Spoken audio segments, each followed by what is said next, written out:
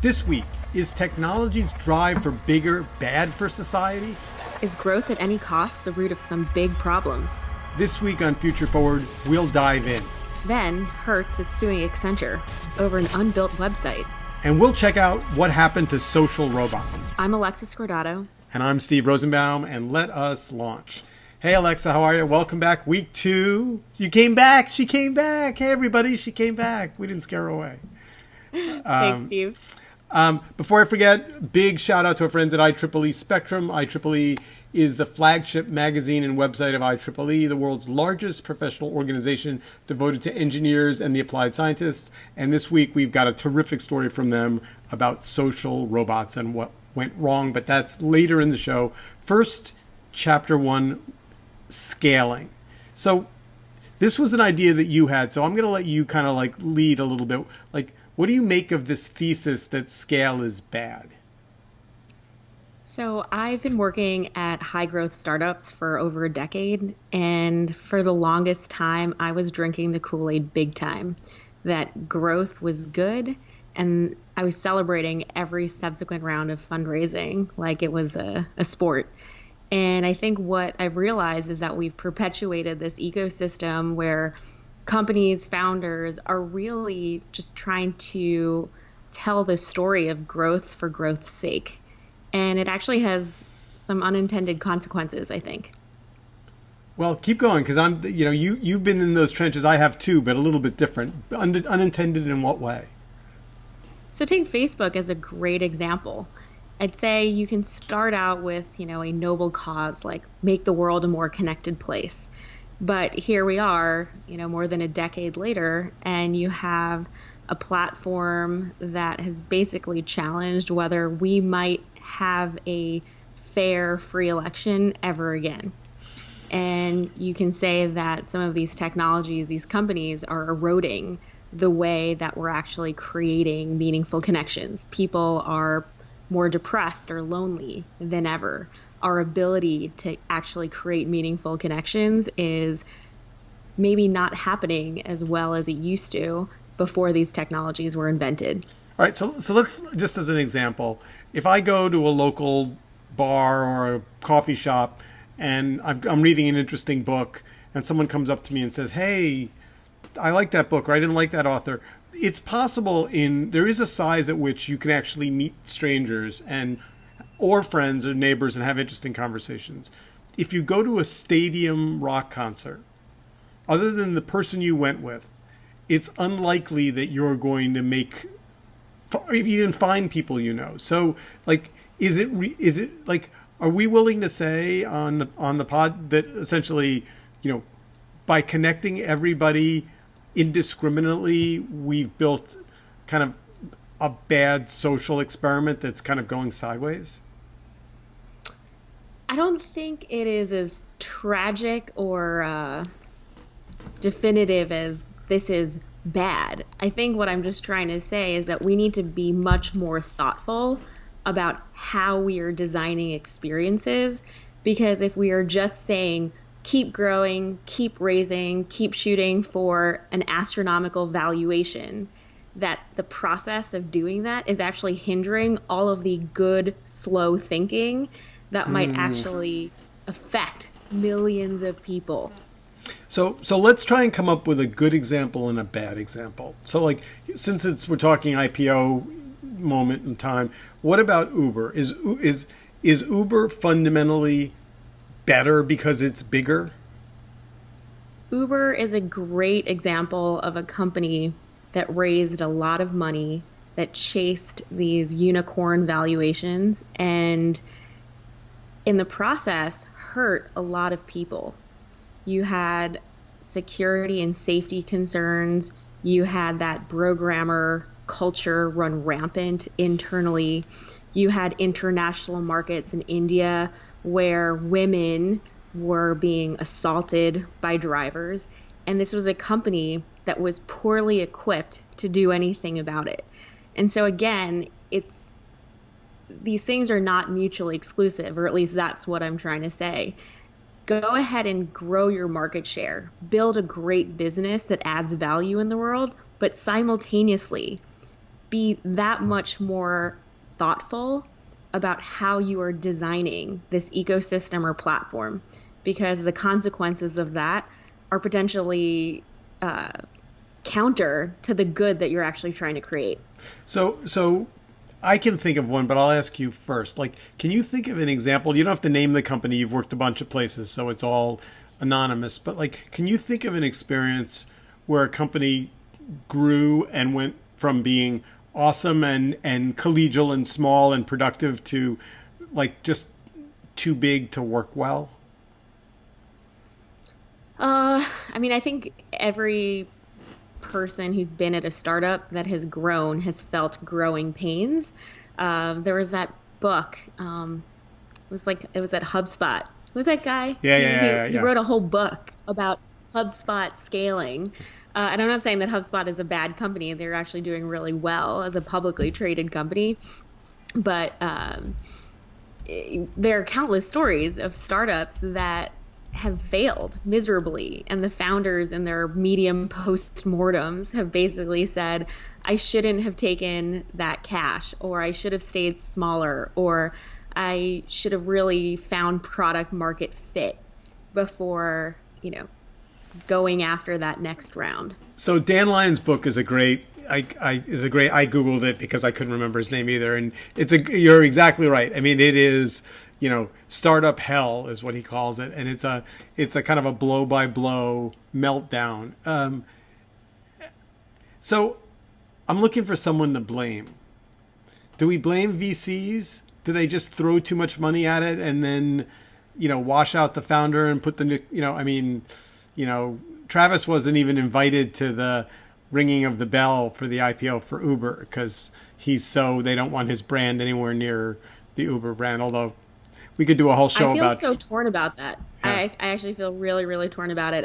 Understand the optics of it, but at the same time, Uber would not be what it is without him being there in those formative years. But I mean, in terms of blame, there's no one person to blame, but you can definitely look at venture capitalists. And I would say, I mean, I respect him a ton, but if you look at Fred Wilson and Union Square Ventures, their investor thesis is basically network effect startups. Yep. Their earliest investments are all about startups scaling to the point where people are connected, they're the product, data is the layer that is the valuable IP. And I just think that we need to move towards an internet that is decentralized, more local, more private, more secure. And I just don't think that the VC ecosystem is going to reward that. And as much as Mark Zuckerberg will say this is the new roadmap for Facebook, I don't know if they're going to pull it off. You're talking about the FA announcement that they're going to private, non-public, secure networking strategies. That whole speech. Absolutely. Yeah. Like, this is a platform where if I drop a link into Messenger or WhatsApp, which I believe to be private, I will be retargeted with ads all across the internet because I gave Facebook that one data point. Yeah, it's a little creepy. I just don't trust them. Yeah. Hold off on Facebook because I want to go back a second. You said Fred Wilson, who I've known forever and is awesome in all kinds of ways, but it made me think about no one's written the book, or at least I haven't read the book, but there's a book to be written about Etsy. For sure. Oh, absolutely. And I know from some of the early folks who are no longer there that when it was really an artist's collective, when it was really about handmade goods and small, like there was a moment when the thesis was really personal. And to be honest, I don't know if it's not that anymore, although it seems like it's not. But I haven't been on in a while, so maybe I should.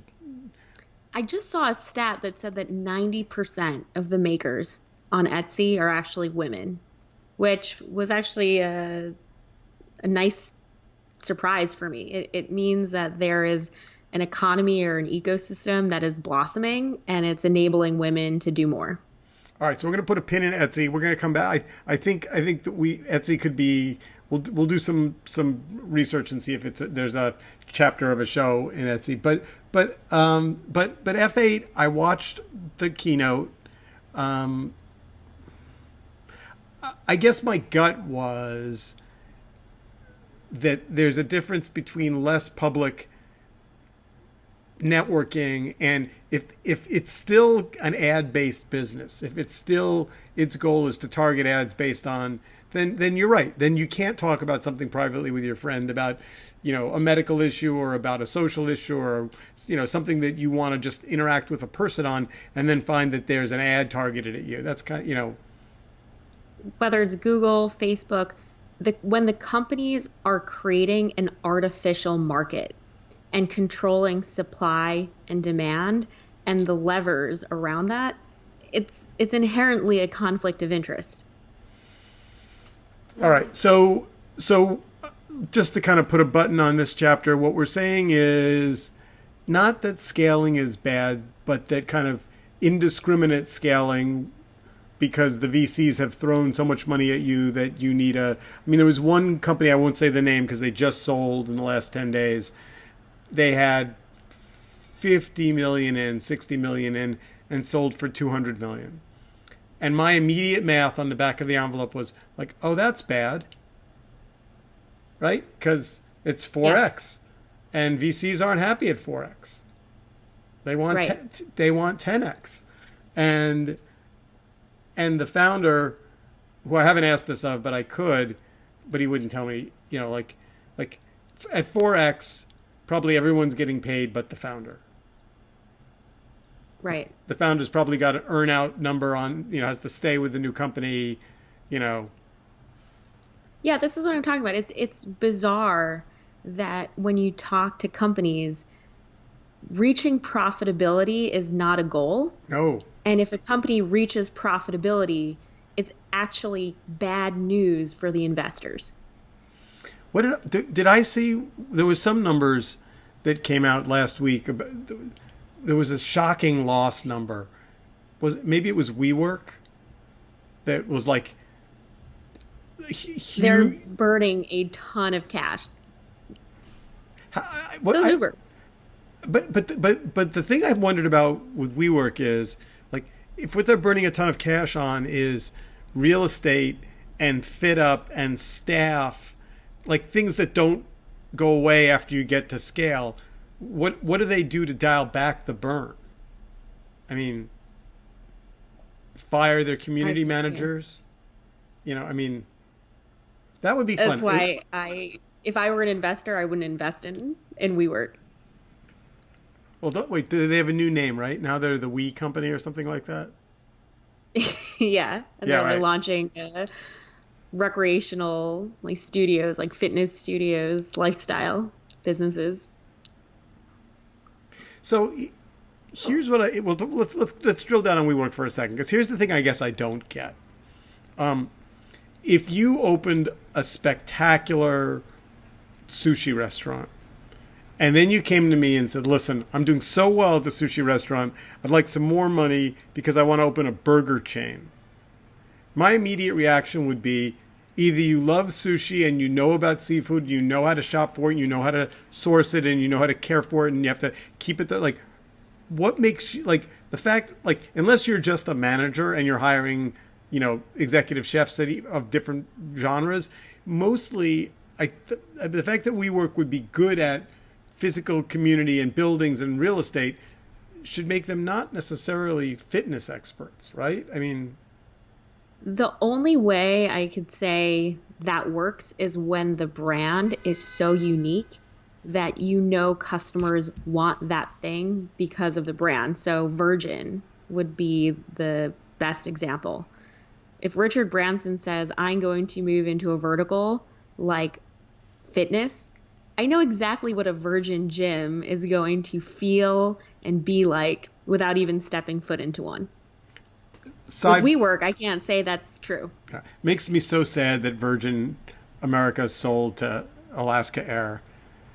I know. And the fact that they sunsetted the brand, I was like, why didn't Alaska Air actually sunset Alaska Air and then make Virgin the leading brand. Right? A little weird, right? Because if you're Yeah. flying from New York to LA, flying on Alaska Air seems a little head scratching. All right, okay. Chapter two. This is a good one, and it's kind of a illustrative of a larger puzzle that you and I have talked about. This is the story of Hertz and Accenture, a failed corporate love affair of biblical proportions. Um, let's just start by what we know. I mean, so this is an article that we found in the register.co.uk. You want to just run through the facts of the original project that Hertz hired Accenture to build for them? Yeah, so they needed to expand their digital presence and update their web properties, both mobile and the site, to basically reflect, I think, a better consumer experience. And it was going to take multiple phases. There were lots of components to it. And at the end of the day, Accenture failed to deliver. And they reached a stage in the project where Hertz lost faith in Accenture and aborted the entire project. And so this was last year. And now this article, which came out last week, saying that Hertz is suing Accenture for $32 million. So let me play devil's advocate for a minute. I'm guessing that building a website for Alexa.com or Steve.com is order of magnitude different than a car rental company with legacy computer systems and different languages and different trade rates and different currencies and different time zones and all over the world, and you pick up your car in one place and you drop, like, I assume that it's a big, hairy, complicated problem. Not quite airline reservation system hard, but kind of almost in that category, right? I would say it's airline reservations hard. So you hire, like, before we get to Accenture, who we'll beat on in a minute, like there aren't that many great big web development shops that have the resources to do great big complicated problems, not just the web front end facing part of it, but essentially the back end, all the tying together all the different threads. And there used to be a time where I could just off the top of my head rattle off great big web development firms, but not anymore, right? Um, I mean, No, I think it's just it's really big consulting firms that are winning or going after enterprise level business. So Deloitte, Accenture, McKinsey. but not like R. Greenberg, that, like, all the old digital shops of yesteryear. Um, They're boutique firms. Actually, I mean, Accenture just bought one. They just bought Droga 5, I think, because of this very reason. There are digital or boutique agencies. I don't even think you can call Droga 5 boutique. They have 500 employees, but they're buying smaller firms because they have to accelerate their digital capabilities, and they can't do that. One of my old mentors used to say, Alexa, it is easier to change the people than to change the people. My guess is that if Accenture wants to be a leading consulting firm in the next century, that there's actually going to have to be a massive talent turnover internally. And that's kind of scary because they're supposed to be the experts who are actually ushering in the digital transformation at all of these legacy companies. See, and I guess I'm confused because I thought of Accenture as a consulting firm, meaning they come in, they look at your problem, they write a report, they hand you the report, they leave. I didn't think of them, although, no, wait, hold on. Let me correct that. So I had a meeting, it's a long time ago now, more than 5 years, at Best Buy in Minneapolis. And we needed like a monitor or a computer or something in the meeting. And they picked up the phone to get the thing in the conference room delivered. And they had to call Accenture. It was a desk. So Best Buy had outsourced all their conference room logistics to an Indian company owned by Accenture that literally managed the guy who rolled the cart in with the computer. So I guess they've been in that services business for a long time. But I mean, I guess the question I would ask you, as somebody who knows web developers better than I do, developers better than I do, like, do you think that the Hertz Accenture story is an outlier? I mean, and if you read it, we'll put the link to the story up in the pod notes. I mean, it's pretty ugly. I mean, $32 million and nothing to show for it is no joke. Yeah, I mean, it's not the only example, unfortunately. Accenture was also called out very publicly for the work they did on healthcare.gov. Really? Yeah. Did not know that. Yeah, so I think there are a lot of things in this story that signal the challenges that big companies are facing. Every company needs to update its people, process, technology. A website is just one facet of that.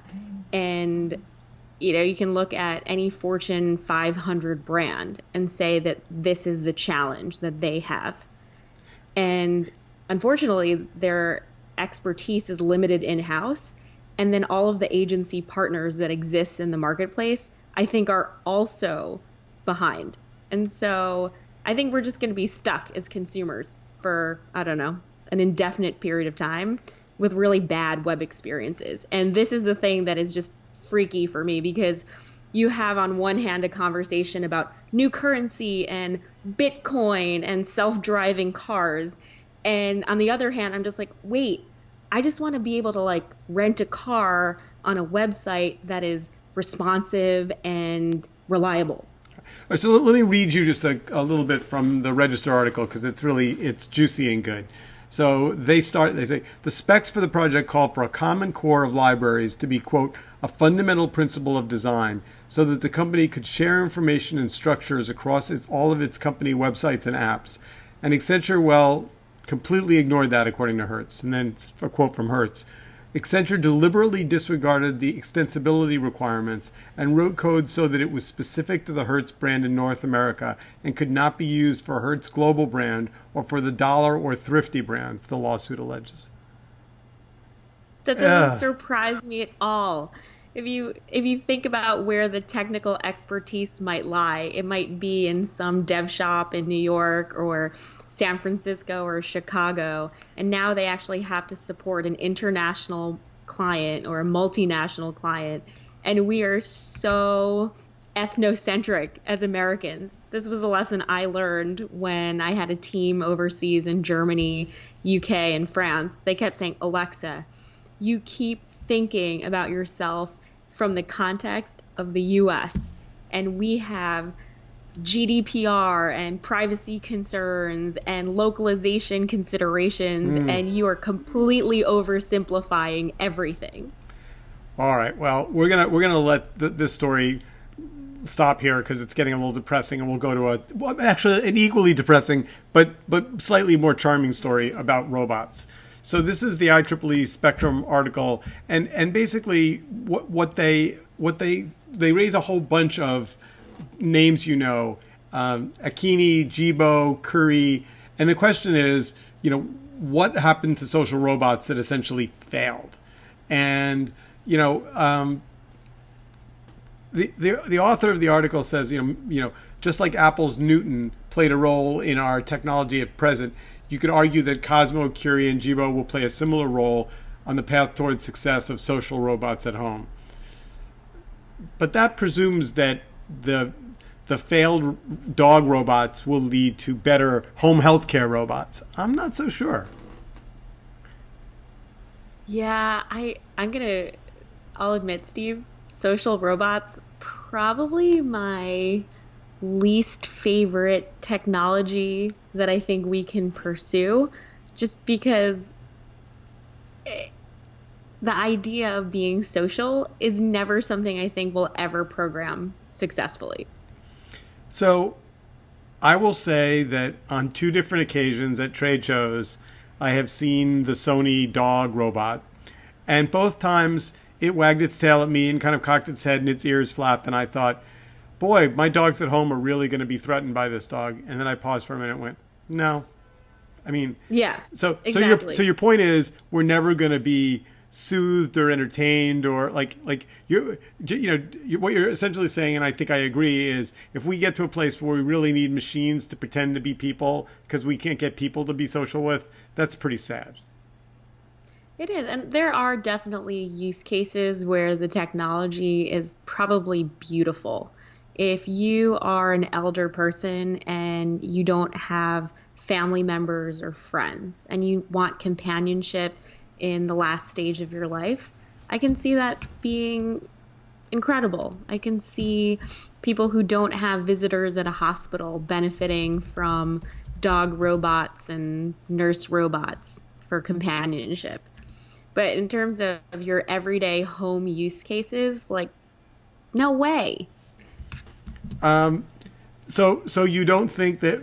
Well, now, having said that, here's why I'm not sure.